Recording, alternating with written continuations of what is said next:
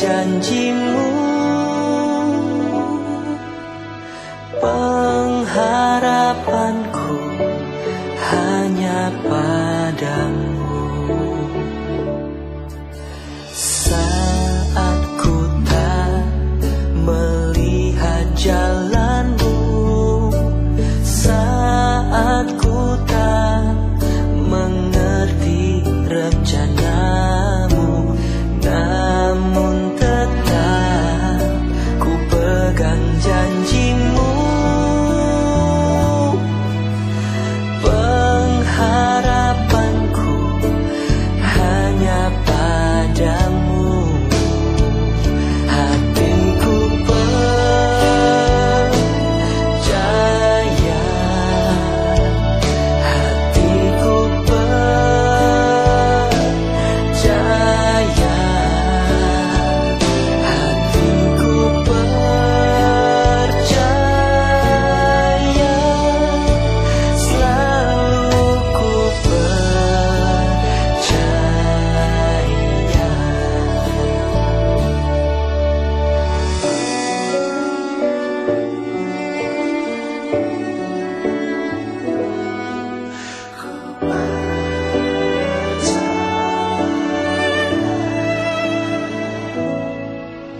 Saat ku tak melihat jalanmu, saat ku tak mengerti rencanamu, namun tetap ku pegang janjimu.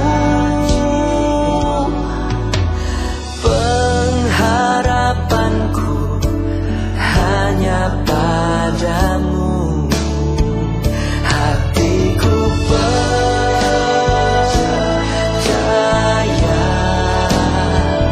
hatiku percaya,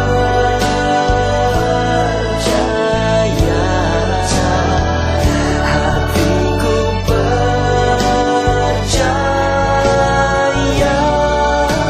selalu ku percaya. Lord, I will trust in you. Lord, I will trust in you.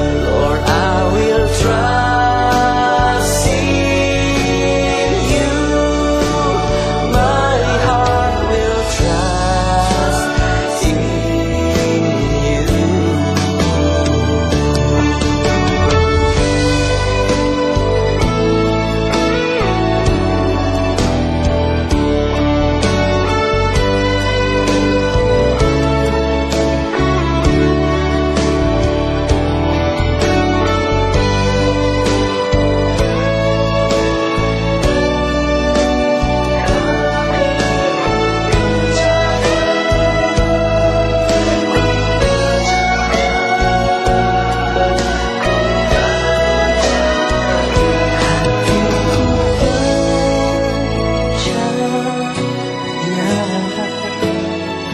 Hatiku percaya, hatiku percaya, selalu ku percaya. Lord, I will trust in you.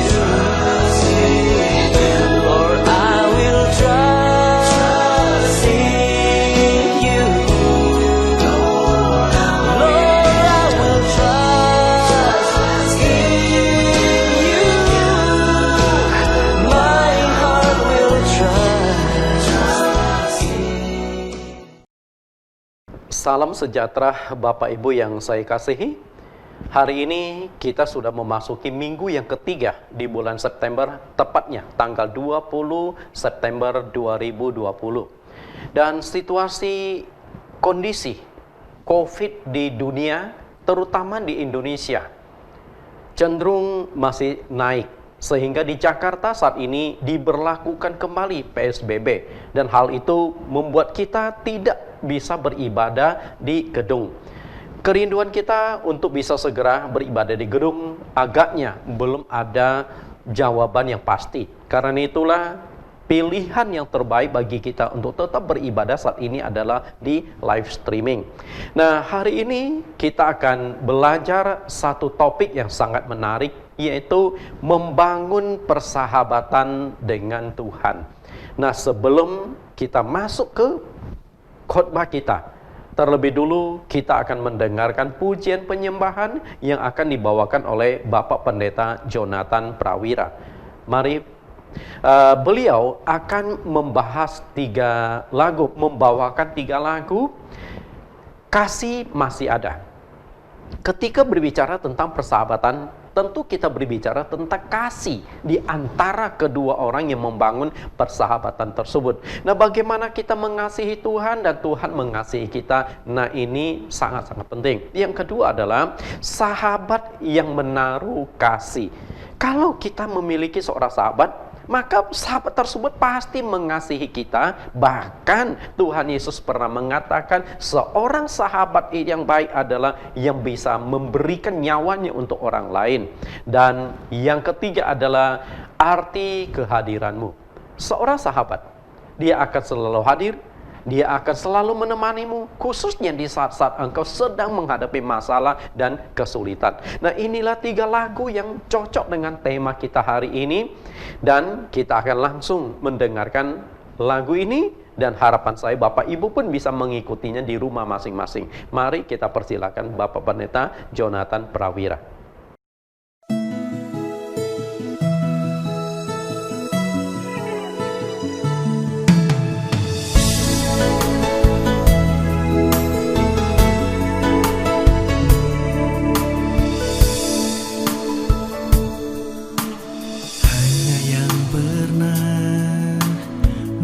Rasakannya, tahu duri dalam dagingku. Ternyata kaulah yang paling mengerti rahasia hatiku. Walau seakan tiada harapan, kasih yang telah menjadi dingin. Ku suka caramu untuk memulihkan hatiku yang suam. Saat yang lainnya begitu mudah sirna, kasih-Mu ya Tuhan tetap bertahan. Engkaulah alasan hatiku percaya, kasih masih ada dalam dunia.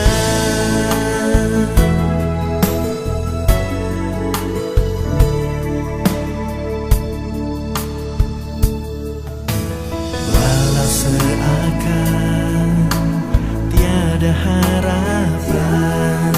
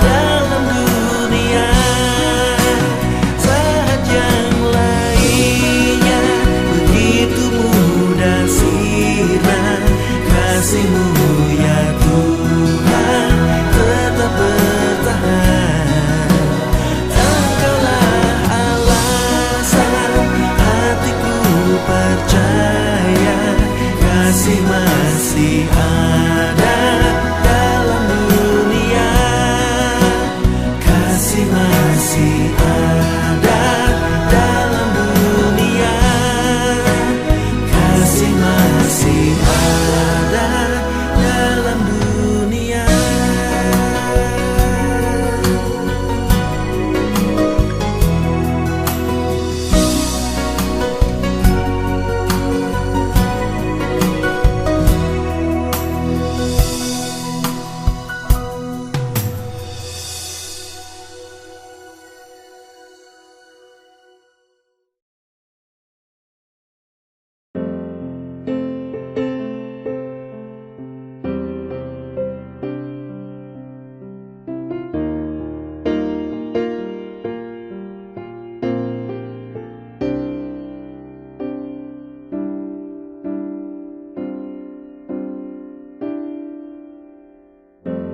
Saat badai keras menerpa, membebani jiwa dan raga, yang terbaik telah kau coba, namun itu semua tak seindah asa. Sekalipun kau diam membisu, ku mendengar jeritan hatimu, dan ku ingin kau tahu, apapun yang terjadi, ku di sisimu. Sebagai sahabat yang menaruh kasih di setiap waktu, ku ingin selalu menjadi sahabat yang kau perlu.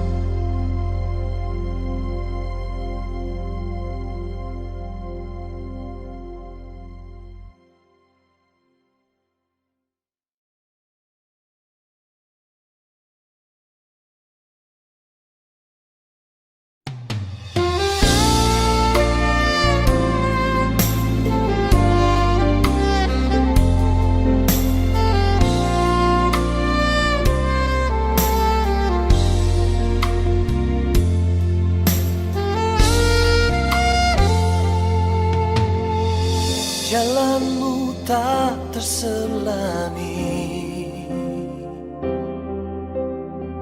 oleh setiap hati kami. Namun satu hal ku percaya, ada rencana yang indah. Tiada terduga kasih-Mu, heran dan besar bagiku. Arti kehadiran-Mu selalu nyata di dalam hidupku.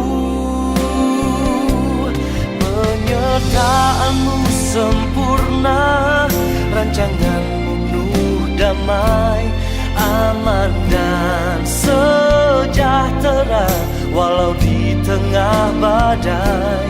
Inginku selalu bersama, rasakan keindahan arti kehadiran-Mu Tuhan.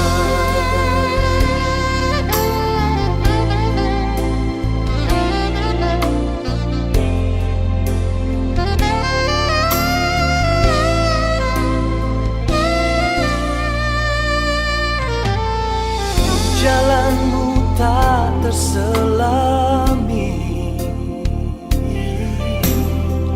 oleh setiap hati kami. Namun satu hal ku percaya, ada rencana yang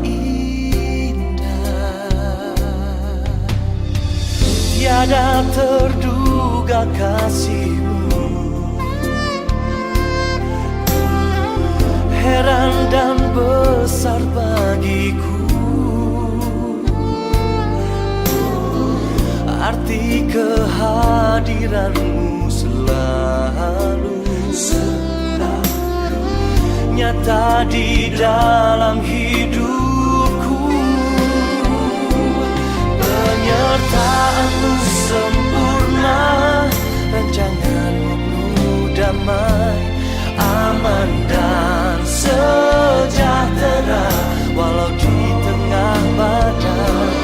Inginku selalu bersama, rasakan keindahan arti kehadiran-Mu Tuhan.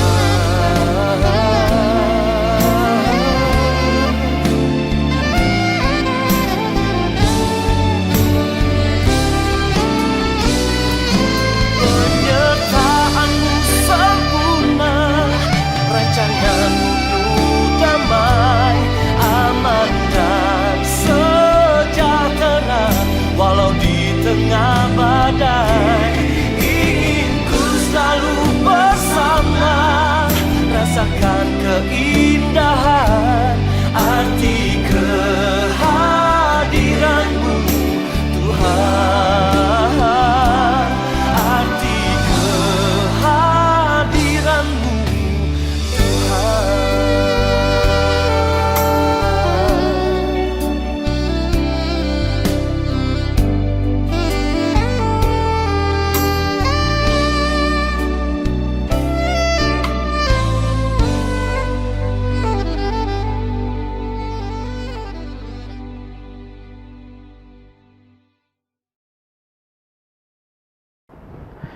Bapak Ibu, kita sudah mendengarkan lagu pujian penyembahan. Dan saya yakin Bapak Ibu di rumah pun ikut menaikkan pujian ini, ikut beribadah sebagaimana lazimnya di gereja. Walaupun kita dipisahkan oleh jarak, tapi kita tidak dipisahkan di dalam kasih Tuhan. Kita akan mendengarkan kebenaran firman Tuhan. Terlebih dulu kita akan berdoa. Mari kita tundukkan kepala kita dan kita akan berdoa. Segala puji syukur hanya bagi kemuliaan-Mu, Tuhan dan Juru Selamat kami, Yesus Kristus. Engkau tahu situasi dan kondisi yang melanda dunia saat ini. Dan situasi yang terjadi di Indonesia, di mana virus corona bukan menurun, tapi cenderung menaik akhir-akhir ini. Ribuan orang setiap hari ini di Indonesia mengalami dampak dari virus corona. Satu demi satu mereka tertular, dan kecenderungan grafik masih terus menaik, dan kami tidak tahu kapan akan mencapai titik puncak tersebut. Tuhan, di dalam situasi dan kondisi seperti inilah kami sungguh-sungguh membutuhkan Engkau, baik Engkau melindungi kami, memberkati kami, dan juga menjaga kehidupan kami. Karena itu hari ini kami akan berbicara tentang nilai sebuah persahabatan. Bagaimana kami membangun persahabatan dengan Tuhan kami, dan itu akan sangat berdampak di dalam kehidupan kami, baik secara finansial, kesehatan, maupun keamanan. Engkau pimpin kami, buka hati dan pikiran kami, agar apa yang kami dengar pada saat ini menuntun kami, supaya kami tahu bagaimana membangun sebuah hubungan yang intim, sebuah persahabatan dengan Tuhan kami. Terima kasih Bapa. Hanya di dalam nama-Mu, Juru Selamat kami Yesus Kristus, kami berdoa dan siap mendengarkan kebenaran ini. Amin. Bapak Ibu yang saya kasih, seperti yang saya sudah katakan tadi, tema yang akan kita kupas pada hari ini adalah membangun persahabatan dengan Tuhan. Nah, masa-masa seperti sekarang ini adalah tema yang sangat-sangat kita butuhkan. Bagaimana kita membangun hubungan yang intim dengan Tuhan, bagaimana kita membangun persahabatan dengan Tuhan, lalu apa yang akan kita peroleh ketika kita berhasil membangun sebuah persahabatan dengan Tuhan. Inilah yang sangat-sangat kita butuhkan dengan kondisi zaman sekarang. Persahabatan ini adalah sebuah kata sifat yang menggambarkan suatu hubungan yang erat, hubungan yang intim dalam kebersamaan antara dua orang atau lebih. Karena itu, di dalam membangun satu persahabatan, kita belum tentu hanya dengan satu orang, bisa saja dengan sekelompok orang. Nah, persahabatan demikian itu akan terasa indah ketika terbangun dan kita merasa bahwa hidup kita tidak seorang diri di dunia. Bapak Ibu yang saya kasihi, dalam kehidupan dunia sekuler, kata persahabatan mungkin tidak asing bagi kita. Dan seburuk-buruknya pergaulan kita, saya yakin paling tidak di dunia ini Anda punya seorang sahabat. Apakah itu teman kecil Anda, apakah itu teman sekolah Anda, apakah itu teman kerja Anda, pasti Anda ada. Nah, semakin pintar Anda bergaul, semakin leluasa Anda bergaul, maka persahabatan yang Anda bangun itu mungkin juga semakin luas. Saya lahir di tahun 1970 di sebuah perkampungan kecil di Kecamatan Simpang Hilir, Kabupaten Ketapang di Kalimantan Barat. Satu kampung kecil. Kemarin saya coba cari di Google Map, kira-kira kampung saya ada di mana. Nama kampung saya juga unik, yaitu Sungai Semut. Anda jangan bayangkan banyak semut, enggak, itu hanya nama sebuah kampung. Yang namanya semut dimanapun ada, oke? Dimanapun kita bisa temukan yang namanya semut-semut itu. Nah, satu kampung Sungai Semut. Dan setelah saya lulus dari SMP, saya tinggalkan kampung tersebut. Sampai sekarang tuh saya tidak pernah pulang. Bapak Ibu, jadi sudah berapa tahun? Puluhan tahun. Hampir 30 tahun lebih. Satu angka yang cukup panjang, dan tentu saya juga punya satu kerinduan untuk bisa kembali ke sana. Nah, inilah satu sekolah, yaitu SMP PGRI 1 Pulau Kumbang. Nah, tadi ada Sungai Semut, kalau ini Pulau Kumbang, nama serangga semua ya. Nah, disinilah dulu saya pernah menuntut ilmu sewaktu masih kecil dulu. Tapi sekolah yang saya ambil gambarnya ini, agaknya itu sudah jauh lebih bagus. Dulu itu lebih parah kondisi sekolahnya. Ini namanya kampung Bapak Ibu. Sehingga benar-benar situasi kondisi yang sangat-sangat tidak baik. Coba Anda perhatikan, jalan masuknya pun masih jembatan biasa, kemudian banyak rumput-rumput, tidak terurus. Ya, itulah situasi kondisi di kampung tersebut. Nah, ini teman-teman sekolah saya waktu di SMP PGRI 1 di Pulau Kumbang. Nah, teman-teman tersebut, Bapak Ibu tahu, kami setelah lulus SMP masing-masing pencar. Saya sendiri setelah lulus SMP lalu ke Pontianak melanjutkan SMEA Negeri 2 di Pontianak. Nah, setelah lulus kemudian tidak lama saya mempersembahkan diri sebagai hamba Tuhan di tahun 1990. Nah, sejak itu kami tidak pernah bertemu lagi. Kami lost, kami hilang kontak. Apalagi zaman dulu itu belum ada yang namanya handphone. Sehingga benar-benar kami itu tidak pernah ada kontak sama sekali. Dan uniknya, sampai suatu hari setahun yang lalu, setahun yang lalu terkontak kembali. Jadi 30 tahunan teman-teman SMP saya itu saya tidak pernah ada komunikasi, kita saling tidak kenal lagi. Sampai suatu hari ada seorang teman sekolah saya namanya Aisyah. Sekarang dia ada di Hong Kong. Saya tidak tahu, dia kayaknya dapatkan nomor handphone saya itu lewat Facebook. Iseng-iseng dia lihat wajah saya, mungkin zaman dulu waktu saya masih kecil sampai sekarang wajah saya tidak terlalu jauh berubah. Dia iseng-iseng coba kontak. Hei, Anda masih ingat gak dengan saya? Saya lihat, siapa ya? Nah, setelah kenalan lalu dari ICU inilah kemudian mulailah dikontak satu dengan satu. Ada satu teman saya, beliau ini papanya itu seorang kepala sekolah dulu namanya Pak Saimin. Ya, kemudian lewat dialah akhirnya ketemu kembali teman-teman saya. Dan ketika ketemu, kita tuh pada kaget. Kenapa? Karena kita sudah berumur 30 tahun tidak pernah kontak. Tetapi begitu terkontak kembali, memori kita terbangun kembali tentang 30 tahun yang lalu. Bagaimana kita berteman di kampung, bersama di kampung, melakukan banyak hal di kampung. Karena zaman dulu di kampung benar-benar sehingga persahabatan itu murni. Persahabatan terasa intim waktu kami di kampung. Beda dengan kondisi zaman sekarang. Bapak Ibu. Nah, setelah itu ternyata di Jakarta ada beberapa juga yang tinggal. Nah, salah satunya di sini ada saudara Akwang. Akwang ini teman sekolah saya dan setelah kontak kembali, akhirnya dia tahu saya sudah menjadi hamba Tuhan dan punya gereja sendiri. Bahkan dia pun akhirnya seringkali beribadah di gereja di mana kami beribadah, yaitu di Hotel 6 Center. Bahkan kemudian dari dia lalu terkonek lagi satu teman saya namanya si Atung. Si Atung ini seorang tukang servis AC tinggal di daerah Cempaka Putih. Dan akhirnya beliau pun beberapa kali ibadah di gereja kami sampai akhirnya COVID sekarang sudah hampir setahun tidak pernah beribadah, tidak pernah berhubungan secara langsung lagi. Nah, itulah saudara-saudari, inilah sebuah persahabatan.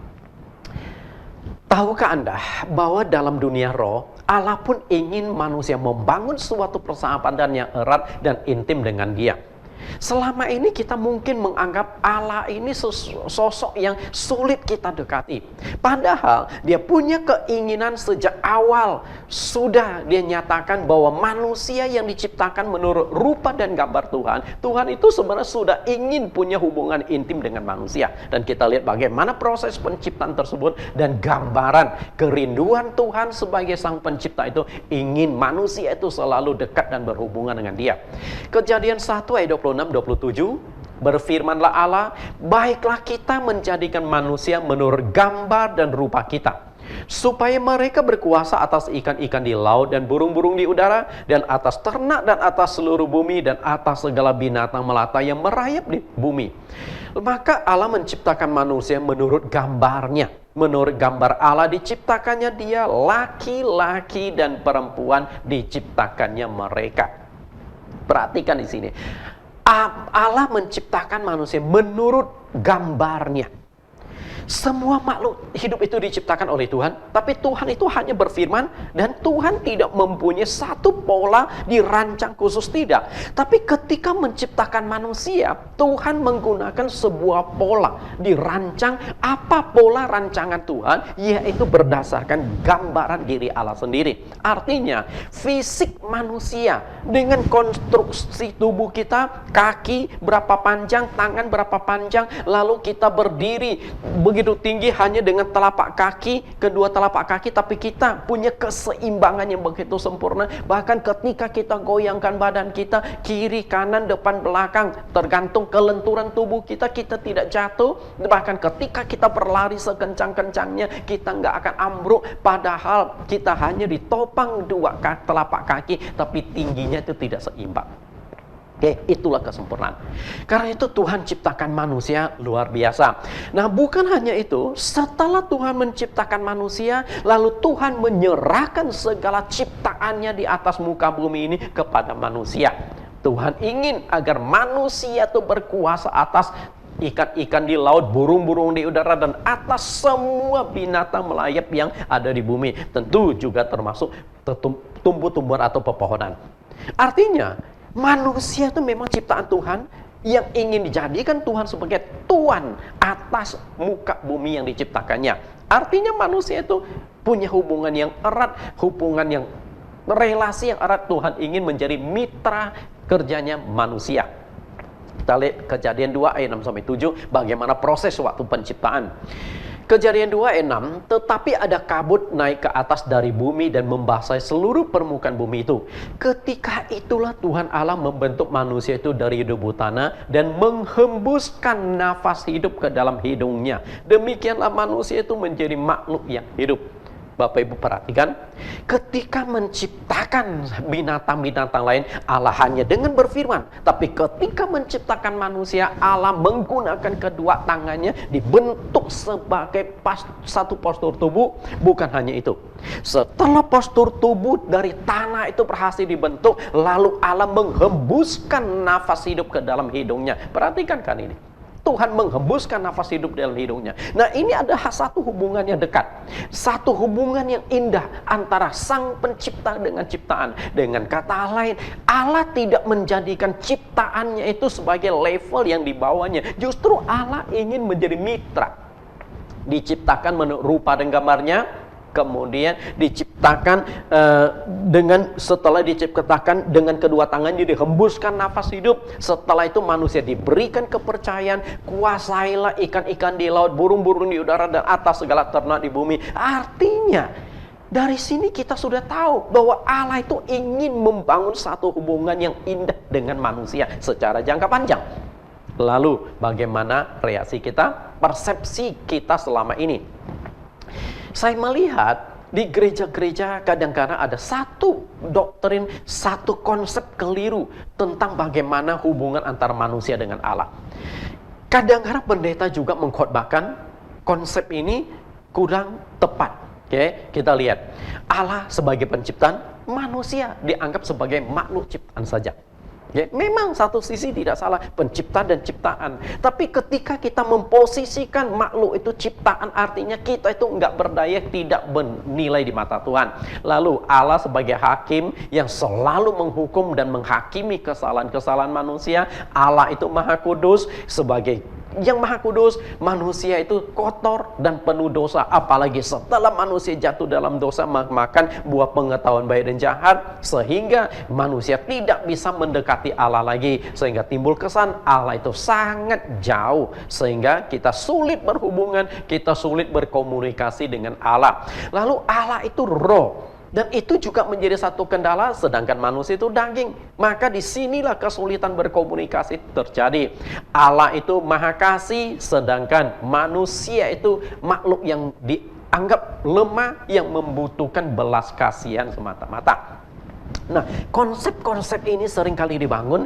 Nah, konsep yang dibangun di sini belum tentu sesuai dengan konsep dan kehendak Tuhan. Tahukah Anda bahwa Allah lebih suka memposisikan dirinya sebagai seorang sahabat bagi manusia yang diciptakannya? Bukan levelnya beda. Okay? Nah, Allah ingin agar manusia itu berjalan bersama Tuhan, seiring dengan Tuhan. Dengan kata lain, Allah ingin manusia itu bisa membangun sebuah persahabatan dengan dirinya.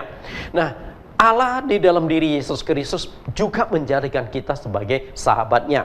Kita lihat apa yang dikatakan oleh Tuhan Yesus, Yohanes pasal 15 ayat 13-15. Tidak ada kasih yang lebih besar daripada kasih seorang yang memberikan nyawanya untuk sahabat-sahabatnya. Kamu adalah sahabat-sahabatku. Jikalau kamu berbuat apa yang kuperintahkan kepadamu, aku tidak menyebut kamu lagi hamba, sebab seorang hamba tidak tahu apa yang diperbuat oleh tuannya. Tetapi aku menyebut kamu sahabat, karena aku telah memberitahukan kepadamu segala sesuatu yang telah kudengar dari Bapa. Kita lihat bagaimana indahnya kalimat yang disampaikan oleh Tuhan Yesus kepada kita. Allah loh, Raja di atas segala raja, dia mengucapkan kalimat ini langsung kepada kita masing-masing. Dia berkata, aku ingin supaya engkau itu menjadi sahabat-sahabatku. Padahal posisi kita tuh jelas, kita harus akui Sang Pencipta dengan ciptaan seperti yang dikatakan tadi. Tapi di sini Tuhan ingin turunkan posisinya dan kita dinaikkan posisinya sehingga punya kesejajaran. Kesejajaran dalam sebuah hubungan, di dalam sebuah komunikasi, di dalam sebuah keintiman. Allah ingin kita jadi sahabatnya. Sehingga Tuhan berkata, kamu bukan hamba. Kalau hamba itu dengan Tuhan itu punya jarak yang jauh. Hamba dengan Tuhan tidak saling berkomunikasi dengan intim. Dan hamba itu cenderung takut kepada Tuhan. Di mana ada seorang hamba yang bisa duduk sejajar, yang bisa dekat dengan Tuhannya, tidak ada. Karena antara hamba dengan Tuhan, antara bos dengan majikan pun sudah levelnya pasti beda. Dan gak mungkin segala sesuatu yang hal penting disampaikan oleh bos kepada anak buahnya. Hanya hal-hal tertentu saja. Tapi Tuhan ingin kita bukan hamba dengan Tuhan, tapi sahabat-sahabat. Sehingga Yesus berkata, kamu ini sahabat-sahabatku. Dan sebagai seorang sahabat, itu Yesus tegaskan, karena aku sudah memberitahukan semuanya itu kepada engkau, dengan satu catatan, engkau lakukan perintahku, maka engkau jadi sahabatku. Di dalam Alkitab ada satu tokoh yang jelas-jelas ada ayatnya dikatakan sebagai sahabat Allah. Kita lihat tokoh yang satu ini di Yakobus pasal 2 ayat 23. Dengan jalan demikian genaplah nas yang mengatakan, lalu percayalah Abraham kepada Allah, maka Allah memperhitungkan hal itu kepadanya sebagai kebenaran. Karena itu Abraham disebut sahabat Allah. Perhatikan kata ini, sahabat Allah. Bapak Ibu yang saya kasih, sahabat Allah berarti memang di dunia ini pernah ada orang yang berhasil membangun suatu hubungan yang indah, suatu hubungan yang intim dengan Allah, yaitu Abraham. Abraham disebut sahabat Allah. Bahkan bukan hanya sebagai sahabat Allah, tapi Abraham juga mendapatkan sebutan bapak segala orang beriman. Karena memang untuk membangun sebuah persahabatan itu ada syarat-syaratnya yang akan saya ungkapkan di bawah, yaitu kepercayaan. Kita lihat sahabat atau sahabat Allah. Bagaimana cara menjadi sahabat Allah dan apa manfaat yang akan kita peroleh ketika kita berhasil membangun persahabatan dengan Tuhan. Nah, ini adalah topik yang akan kita kupas pada siang hari ini.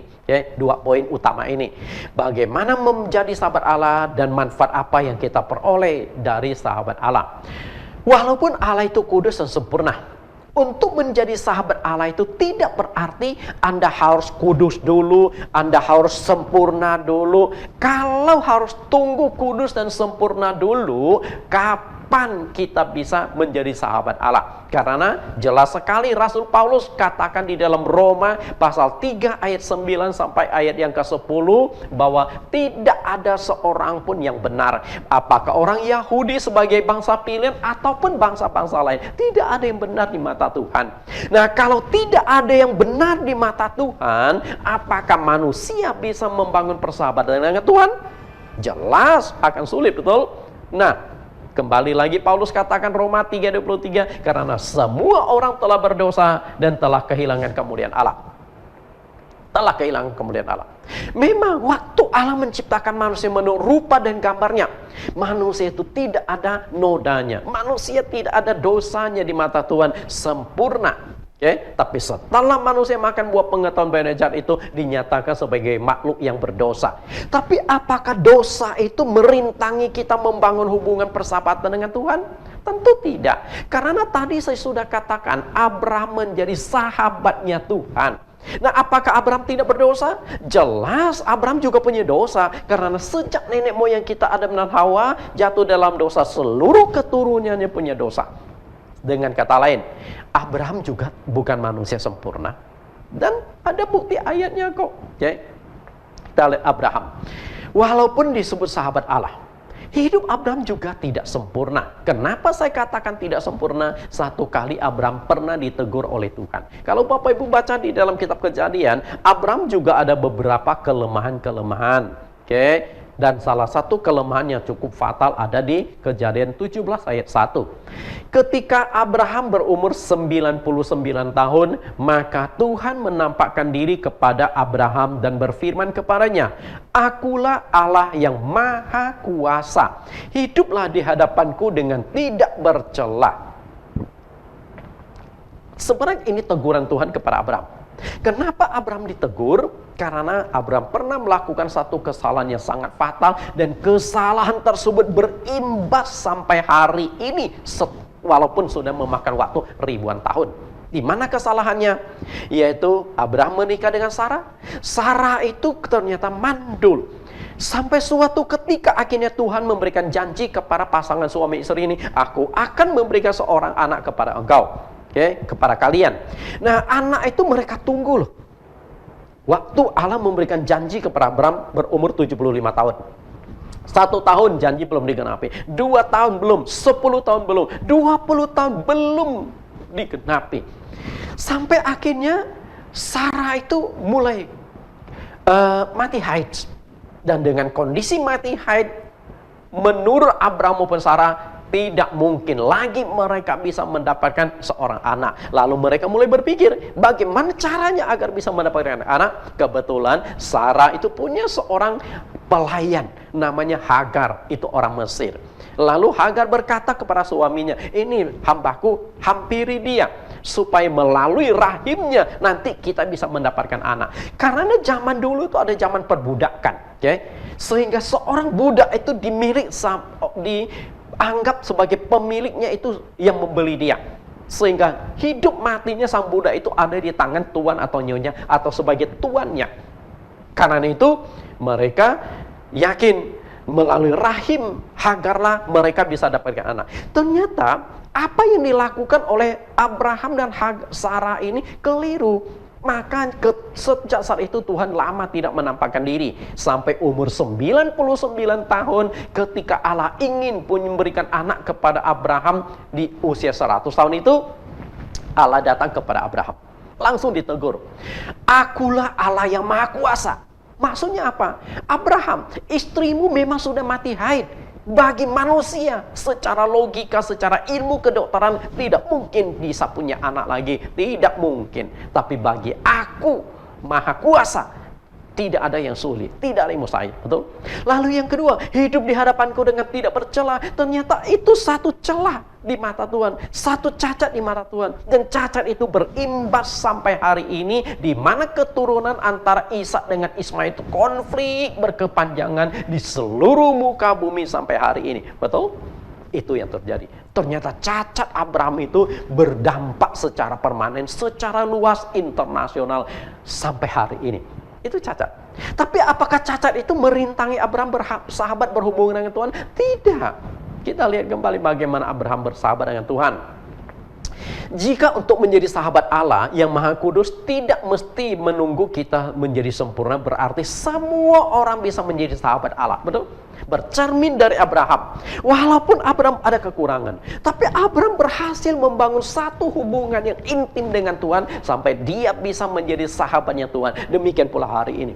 Tuhan ingin engkau menjadi sahabatnya. Tuhan ingin agar engkau bisa membangun suatu hubungan yang intim dengan Tuhan. Karena ketika hubungan yang intim itu berhasil dibangun, maka persahabatan itu baru bisa berjalan. Karena itu, untuk bisa menjadi sahabatnya Allah, ada 3 langkah. Pertama, keinginan. Anda punya keinginan nggak menjadikan Allah itu sebagai sahabatnya? Yang kedua, waktu. Dan yang ketiga itu energi. Maksudnya begini loh. Keinginan harus mulai dari diri Anda dulu. Mau nggak Anda membangun satu hubungan dengan Tuhan? Dan tentu membangun satu hubungan Tuhan itu tidak bisa dalam waktu yang singkat. Itulah tahap yang kedua, waktu. Dan yang ketiga, energi. Artinya perlu pengorbanan. Untuk menjadi sahabat Allah, Anda harus berkorban.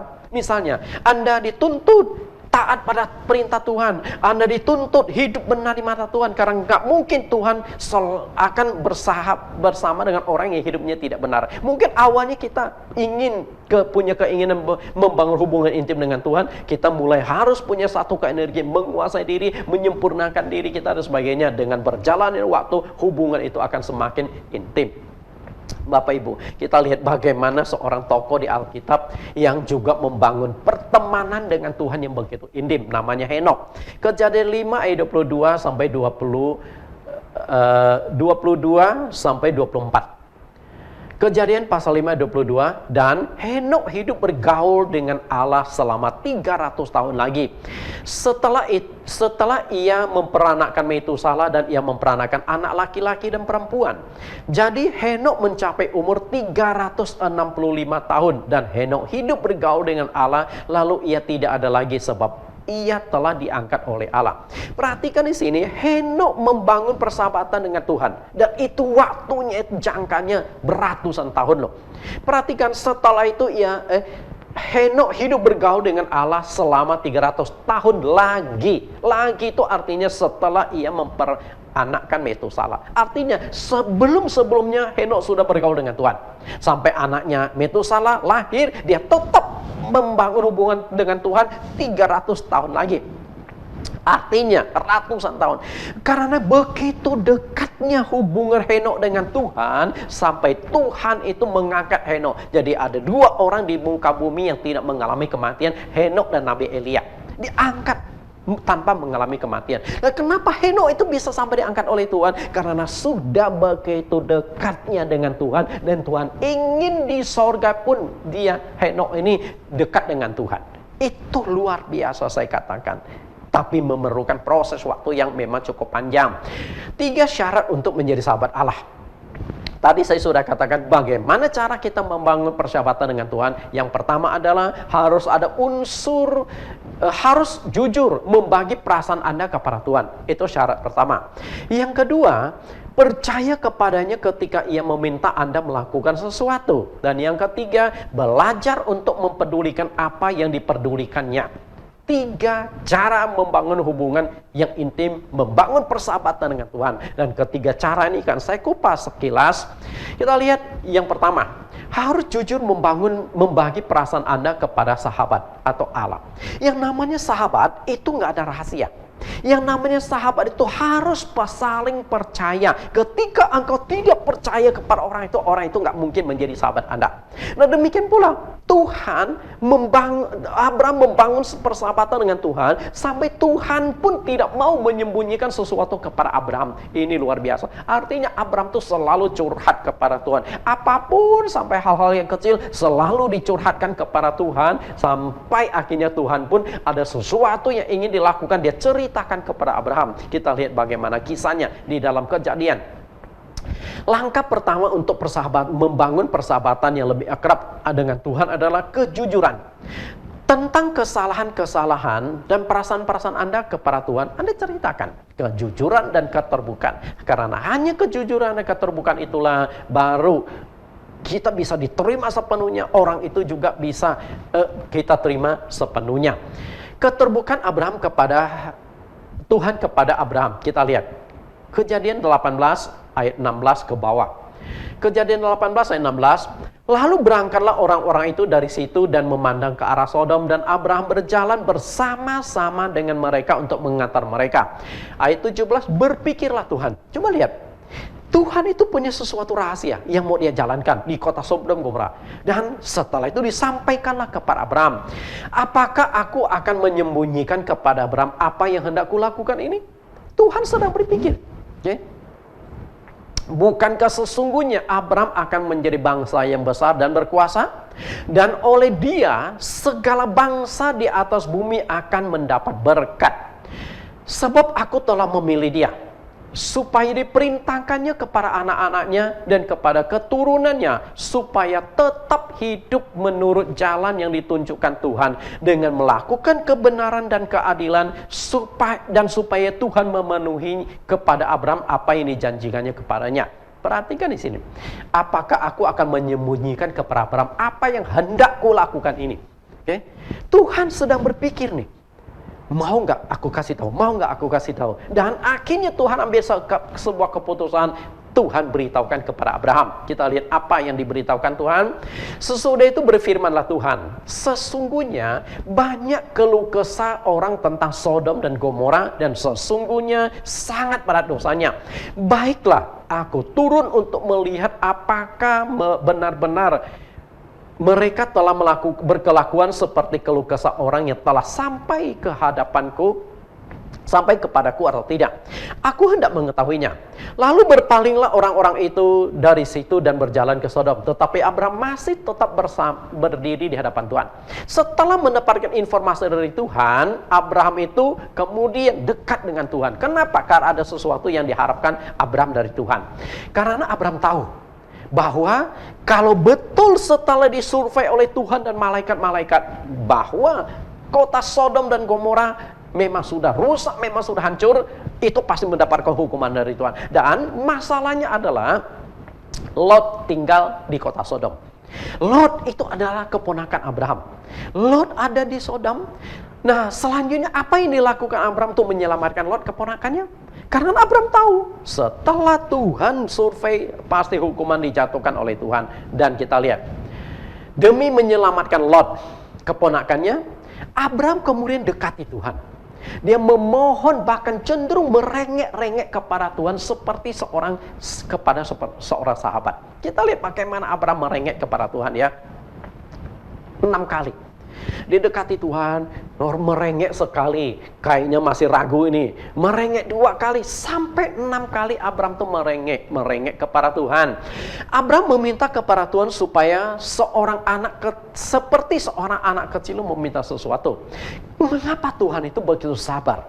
Mengapa Tuhan tetap meladeni Abraham? Direngek 1 kali, tetap merengek 2 kali, tetap sampai 6 kali masih tetap. Karena Abraham itu adalah sahabat Tuhan. Kalau bukan sahabat Tuhan pasti sudah ditegur oleh Tuhan. Kita lihat bagaimana Abraham merengek.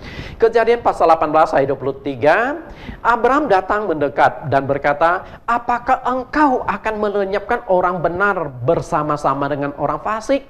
Bagaimana sekiranya ada 50 orang benar dalam kota itu, apakah engkau akan melenyapkan tempat itu dan tidakkah engkau mengampuni karena ke-50 orang benar yang ada di dalamnya itu? Jauhlah kiranya daripadamu untuk berbuat demikian, membunuh orang benar bersama-sama dengan orang fasik, sehingga orang benar itu seolah-olah sama dengan orang fasik. Jauhlah kiranya yang demikian daripadamu, masakan hakim segarap bumi tidak menghukum dengan adil? Lalu permintaan Abraham yang selanjutnya, Abraham datang mendekat dan berkata, apakah engkau akan melenyapkan orang-orang benar bersama dengan orang fasik? Bagaimana ayat yang selanjutnya, ayat 26.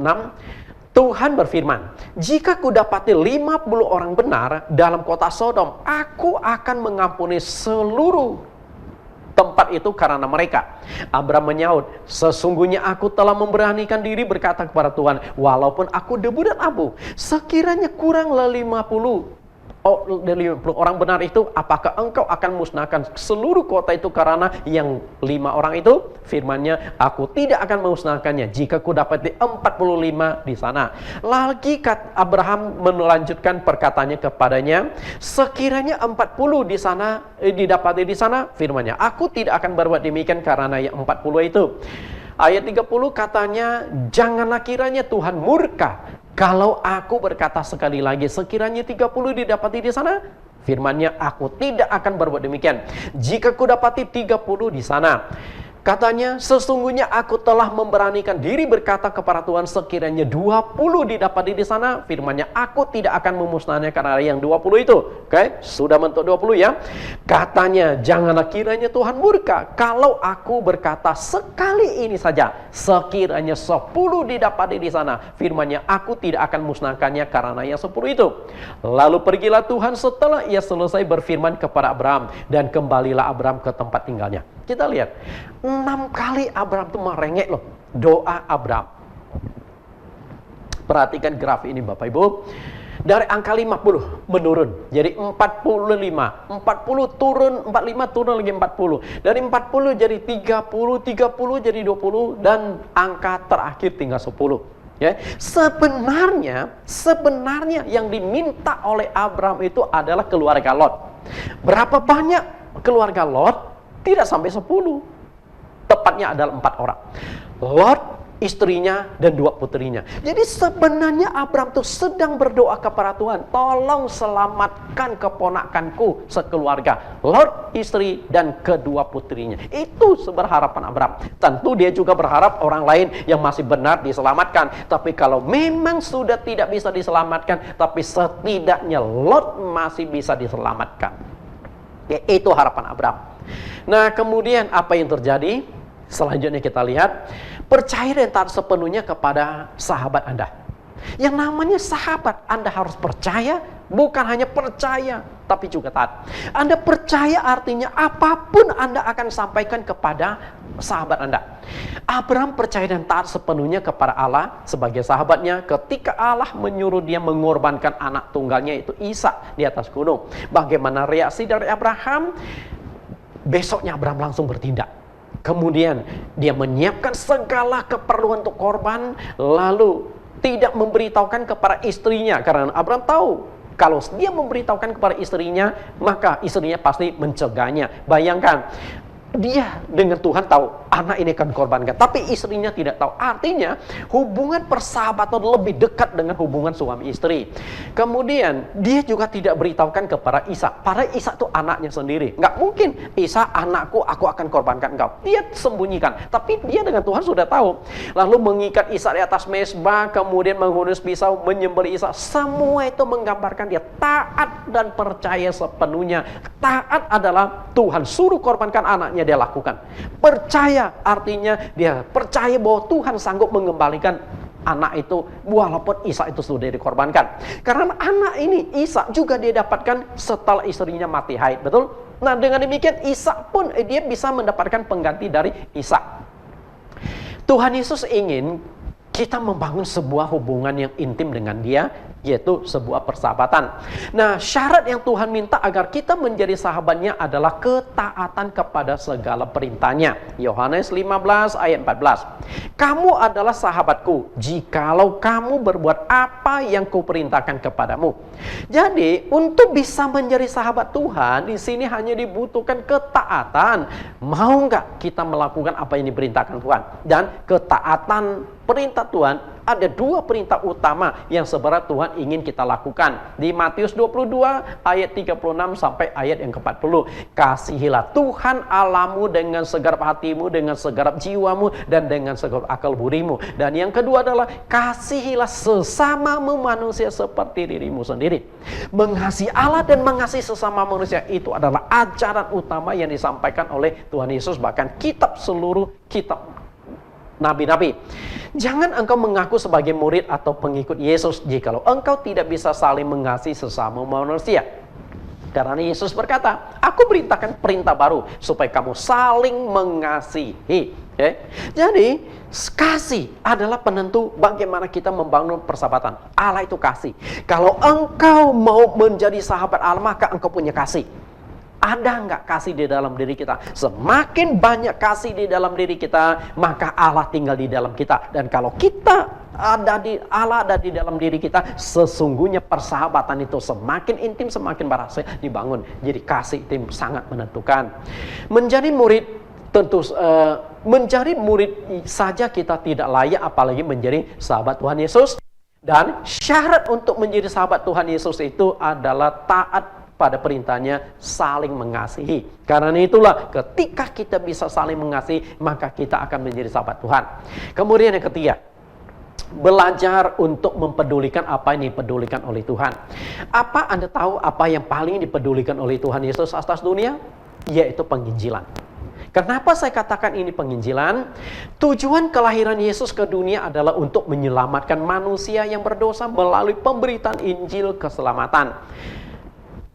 Kita lihat Matius 1 ayat 21, ia akan melahirkan anak laki-laki dan engkau akan menamakan dia Yesus, karena dialah yang akan menyelamatkan umatnya dari dosa mereka. Tujuan kelahiran Yesus ke muka bumi adalah menyelamatkan seluruh umat manusia. Dan keselamatan itu hanya bisa dilakukan ketika kita lakukan penginjilan. Karena itulah tujuan utama dan satu-satunya dan satu-satunya kematian Yesus Kristus di atas kayu salib adalah untuk menebus dosa. Okay? Nah, sesaat sebelum terangkat ke sorga, kembali dia menegaskan perintah tentang penginjilan di Matius 28 ayat 19. Pergilah, jadikan semua bangsa muridku dan baptislah mereka dalam nama Bapa, Anak dan Roh Kudus. Pergi, beritakan Injil, beritakan Injil. Karena itulah, satu jiwa kita menangkan, maka kita punya poin plus di mata Tuhan. Semakin banyak jiwa yang kita menangkan, kita akan menyenangkan Tuhan. Karena satu jiwa yang kita menangkan bisa membuat malaikat di sorga bersorak-sorai. Artinya jiwa itu sangat berharga. Nah, kalau Tuhan Yesus menghargai jiwa dan kita bisa menghargai jiwa sama seperti Tuhan Yesus, maka engkau bisa menjadi sahabatnya Tuhan. Sahabat itu berjanji juga dia akan menyertai kita. Karena dimanapun kita berada, sahabat itu akan berada. Makanya Yesus berjanji, aku menyertai kamu sampai akhir zaman. Janji penyertaan Tuhan itu diberikan ketika kita melakukan penginjilan. Karena itu, di dalam hidup kita, apakah kita merasakan Tuhan sertai atau enggak? Kalau Tuhan merasa jauh dari Tuhan, tidak disertai Tuhan, kenapa? Jangan-jangan kita tidak pernah lakukan penginjilan. Karena hanya orang yang aktif melakukan penginjilan, Tuhan akan menyertai dia. Dan kalau Tuhan menyertai, artinya Tuhan itu bersahabat dekat dengan Anda. Karena itu sangat-sangat penting. Lalu yang kedua, dua manfaat menjadi sahabat Tuhan. Tadi saya sudah katakan, apa sih manfaat dari menjadi sahabat Tuhan? Ada dua hal yang Anda akan peroleh kalau engkau menjadi sahabat Tuhan. Yang pertama, segala doamu akan dikabulkan. Yang kedua, diberikan sesuatu yang paling berharga. Itu sahabat. Oke, kita lihat. Kita lihat kembali skema ini. Abraham berdoa. 6 kali Abraham berdoa. 6 kali Abraham memohon kepada Tuhan. Kalau 10 orang benar di kota Sodom dan Gomora ini, apakah engkau hancurkan? Tuhan berkata, kalau betul ada 10 orang yang benar, aku tidak akan hancurkan. Tapi faktanya apa? Apakah doa Abraham itu gagal? Karena faktanya akhirnya Tuhan tunggang balikan kota Sodom dan Gomora. Kita lihat di Kejadian pasal 19 ayat yang ke-27 dan 28. Kejadian 19 ayat 27. Ketika Abraham pagi-pagi pergi ke tempat ia berdiri di hadapan Tuhan itu dan memandang ke arah Sodom dan Gomora serta ke seluruh tanah lembah Yordan, maka dilihatnya lah asap dari bumi membumbung ke atas sebagai asap yang dari dapur peleburan. Ketika Abraham bangun pagi-pagi, dia lihat ke arah kota Sodom dan Gomora. Tiba-tiba dia melihat asap itu banyak membumbung tinggi. Bagaimana perasaan Abraham? Pasti berkecamuk. Dia pasti timbul tanda tanya besar. Bagaimana dengan Lot keponakanku? Karena tempat tinggal di mana tempat tinggal Abraham, tempat tinggal Lot juga dihancurkan, ditunggang balikan oleh Tuhan, dibakar dengan api dan belerang. Apakah doa Abraham itu gagal? Coba, apakah doa Abraham itu gagal? Kita lihat jawabannya. Kejadian 19 ayat 29. Demikianlah pada waktu Allah memusnahkan kota-kota di lembah Yordan dan menunggang balikan kota-kota kediaman Lot. Maka Allah ingat kepada Abraham. Lalu keluarkannya Lot dari tengah-tengah tempat yang ditunggang balikan itu. Ternyata Lot diselamatkan. Lot diselamatkan karena apa? Karena doa dari Abraham. Yang Abraham merengek-rengek kepada Tuhan sampai 6 kali.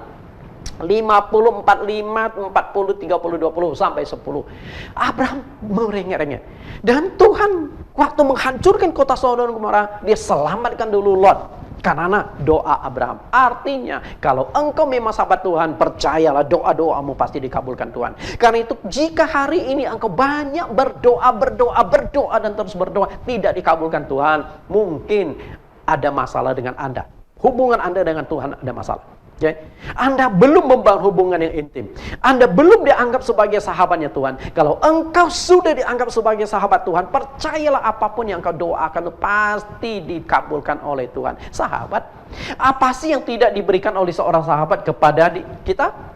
Bapak Ibu yang saya kasihi, supaya kamu pergi dan menghasilkan buah. Tuhan Yesus menyuruh kita memberitakan Injil, menghasilkan buah, oke? Nah, sudah jelas di atas, jika kita sahabat Tuhan, kita pasti akan menuruti perintah Tuhan. Dan ketika kita menuruti perintah dan kita menjadi sahabat Tuhan, dan Tuhan berkata, apapun yang kamu minta akan kuberikan kepadamu. Betapa indahnya kalau kita bisa menjadi sahabatnya Tuhan, apapun yang kita minta pasti diberikan Tuhan. Dan janji Tuhan itu bahwa segala doa-doa kita akan dikabulkan. Karena itu kita adalah sahabat Allah, maka Dia telah memberikan sesuatu yang paling berharga. Di Yohanes pasal 3:16, karena begitu besar kasih Allah akan dunia ini, Dia mengaruniakan anaknya yang tunggal. Jika anak tunggal saja sudah dikasihkan kepada kita sesuatu yang berharga dari Tuhan, apalagi hanya memberikan kekayaan, hanya sekedar memberikan kesembuhan penyakit, hanya sekedar memberikan hal yang lain. Kasih yang terbesar adalah kasih dari seorang sahabat yang memberikan nyawanya. Tuhan Yesus memberikan yang paling berharga. Tuhan Yesus memberikan nyawanya. Kalau nyawa saja Tuhan mau berikan kepada kita, apalagi kalau Anda hanya minta kesembuhan penyakit, engkau hanya minta kekayaan, engkau hanya minta ini itu, sesuatu yang kita butuhkan di dunia. Bagi Tuhan itu hal yang sepele, sangat sepele.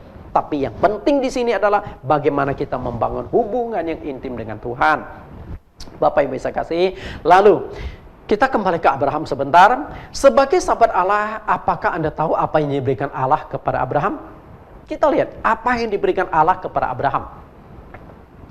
Di Kejadian pasal 22 ayat 16, katanya, aku bersumpah demi diriku sendiri. Demikianlah firman Tuhan, karena engkau telah berbuat demikian dan engkau tidak segan-segan menyerahkan anakmu yang tunggal kepadaku, maka aku akan memberkati engkau berlimpah-limpah dan membuat keturunanmu sangat banyak seperti bintang di langit dan seperti pasir di tepi laut. Dan keturunanmu itu akan menduduki kota-kota musuhnya. Oleh keturunanmu semua bangsa di bumi akan mendapat berkat karena engkau mendengarkan firmanku. Perhatikan, aku memberkati engkau. Berkat materi yang berlimpah-limpah, artinya secara finansial Tuhan berkati kalau kita menjadi sahabatnya Tuhan. Yang kedua, membuat keturunan sangat banyak. Keturunan sangat banyak di bumi, artinya kita punya anak-anak yang sukses, kita punya anak-anak yang baik, dan itu Tuhan berkati. Kemudian seperti bintang di langit, ini menggambarkan dua macam keturunan Abraham. Bintang itu adalah keturunan secara rohani, pasir itu adalah keturunan secara jasmani, yaitu bangsa Israel. Artinya orang Israel maupun orang-orang yang percaya kepada Tuhan Yesus itu adalah keturunan Abraham. Dan keturunan akan menduduki kota musuh, itu adalah kekuatan tentara. Itu gambaran. Israel itu akhirnya menduduki posisi 17 dari 198 negara di dunia punya kekuatan. Padahal negara Israel negara kecil, penduduknya jadi banyak, tapi dia bisa menduduki posisi yang ke-17 dalam 198 negara dalam hal ketentaraan. Mereka punya pasukan serangan udara yang luar biasa yang ditakuti oleh seluruh dunia. Kemudian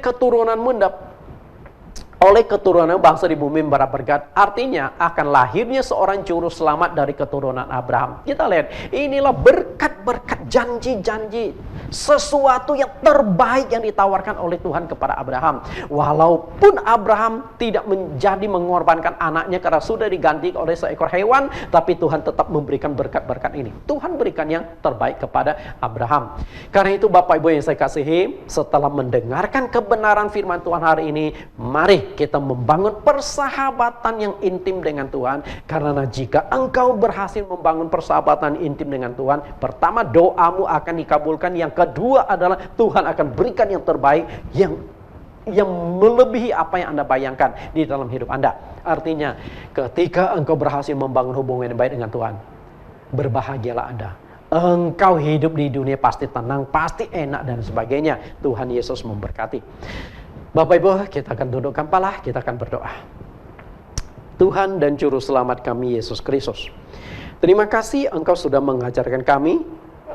Hari ini kami belajar bagaimana membangun persahabatan dengan Tuhan. Lalu apa yang akan kami peroleh ketika kami berhasil membangun persahabatan dengan Tuhan kami? Ternyata dari kebenaran ini kami bisa menarik sebuah hal yang sangat penting. Engkau bukan saja menjadikan kami sebagai manusia, makhluk ciptaan, tapi Engkau juga menginginkan kami sebagai mitra kerjamu, bahkan menjadi sahabatmu.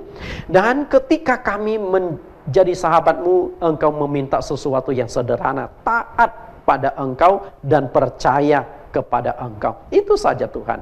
Semoga apa yang kami belajar pada hari ini menuntun seluruh pendengar supaya kami bisa membangun hubungan dengan Tuhan, hubungan persahabatan yang indah step by step. Walaupun kami tahu untuk membangun persahabatan ini memerlukan proses waktu, energi, dan juga memerlukan sebuah keinginan. Jika kami tidak punya keinginan, maka itu tidak akan terwujud.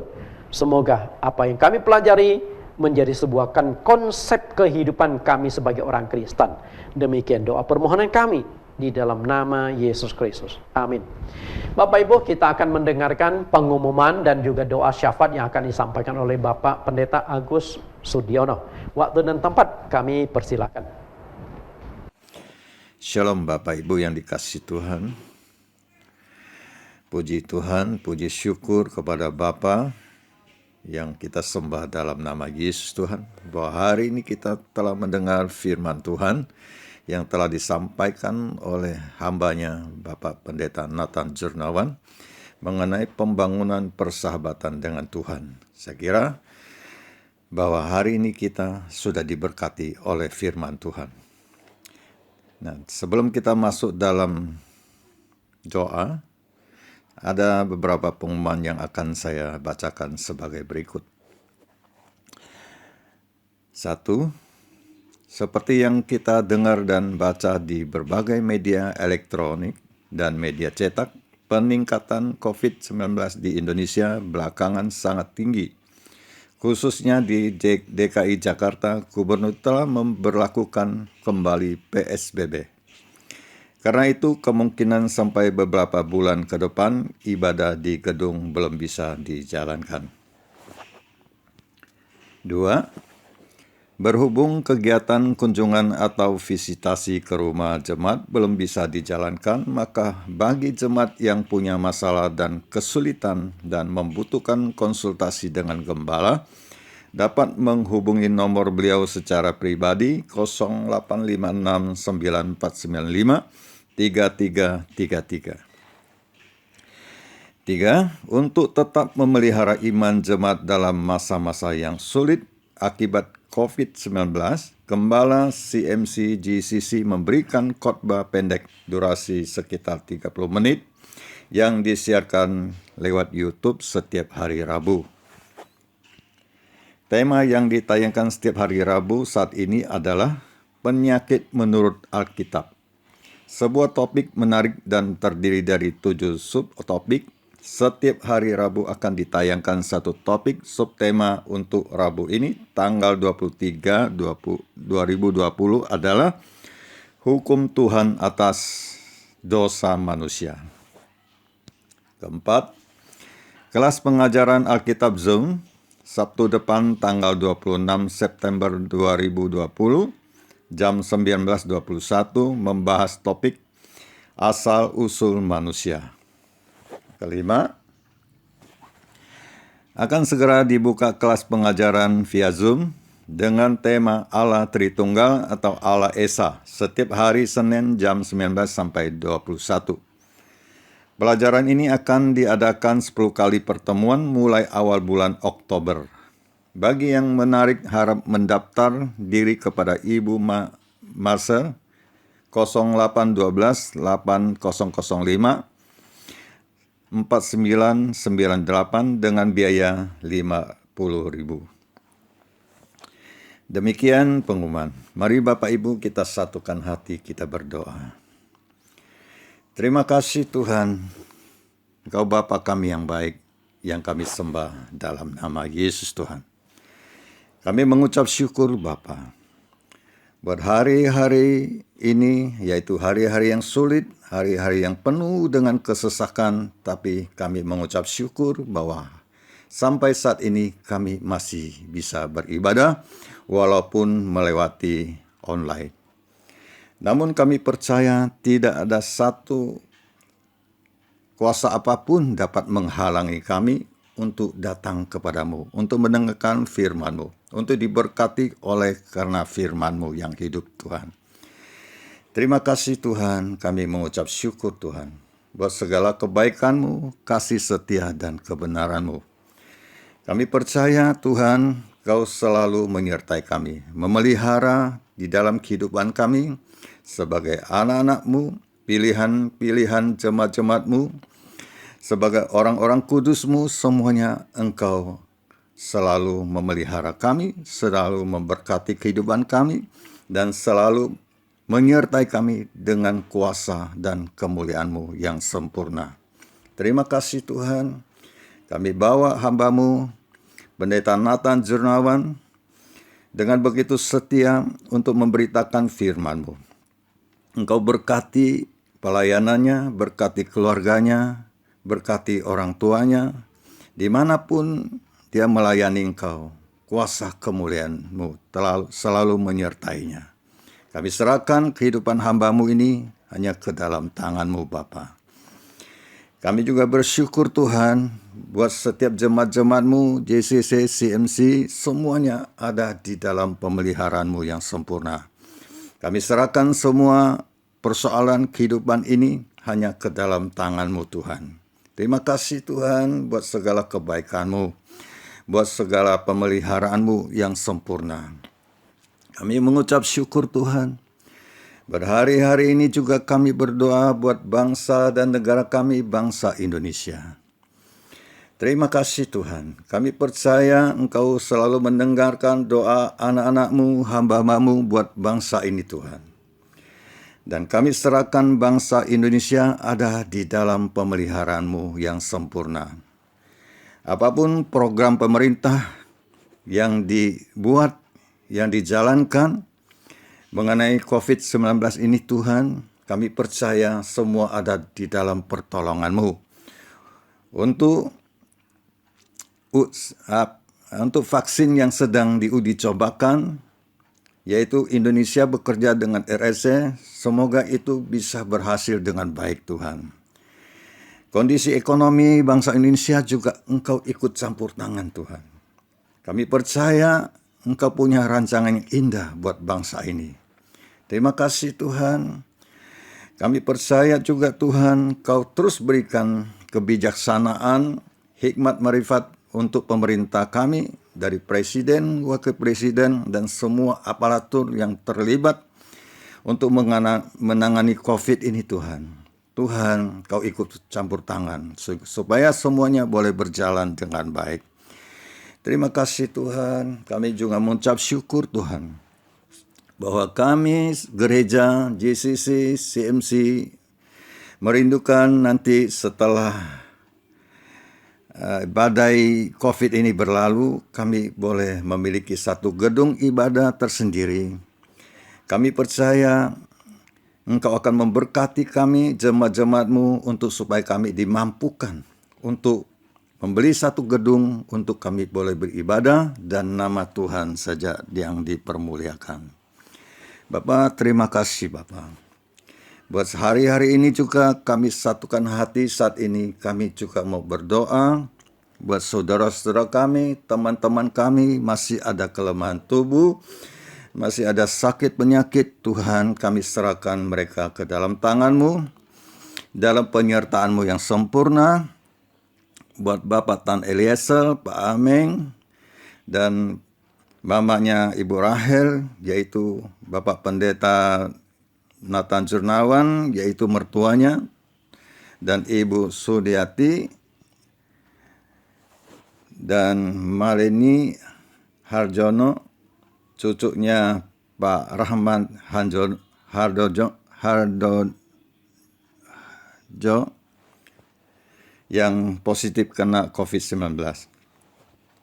Dan kami berdoa juga buat para medis yang terlibat untuk melayani di rumah sakit, yaitu Ibu Pendeta Lilis Haryanti dan anaknya Putri Yemima Astari dan semua teman-teman yang terlibat di dalam pelayanan di medis. Tuhan, di rumah sakit, Tuhan lindungi mereka. Tuhan berikan kekuatan dan hikmat, dan Tuhan menyertai mereka dengan sempurna. Jauhkan mereka dari segala mara bahaya.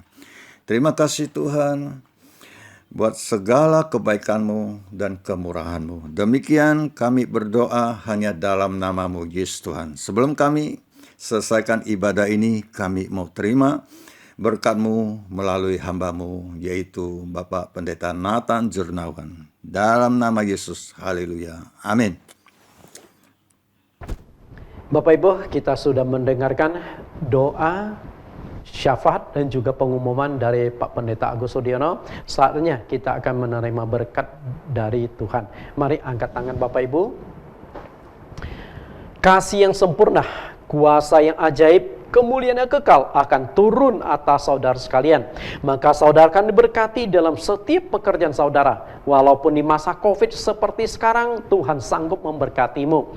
Saudara-saudari akan diberkati dalam keamanan. Kemanapun engkau melangkah, kemanapun engkau pergi, engkau akan dilindungi. Bahkan engkau akan dijaga supaya tidak terpapar oleh virus corona. Saudara-saudari akan diberkati dalam kesehatan. Jika saat ini engkau sedang bergumul menghadapi penyakit, sekalipun saat ini engkau sedang kena corona, jika Tuhan turun tangan, maka semuanya akan aman. Karena itu serahkanlah di dalam kasih Tuhan, engkau akan mendapatkan sukacita, damai sejahtera saat ini sampai Maranatha. Kita naikkan satu pujian ref, Aku Percaya. Aku percaya berkat-Mu atasku melimpah, kebajikan kemurahan selalu menyertaiku. Ku puji, ku sembah Kau Tuhan. Amin. Bapak Ibu, hari ini demikian ibadah kita. Sampai bertemu di minggu depan di topik yang menarik, supaya kita tetap bisa berhubungan lewat jaringan udara. Tuhan Yesus berkati.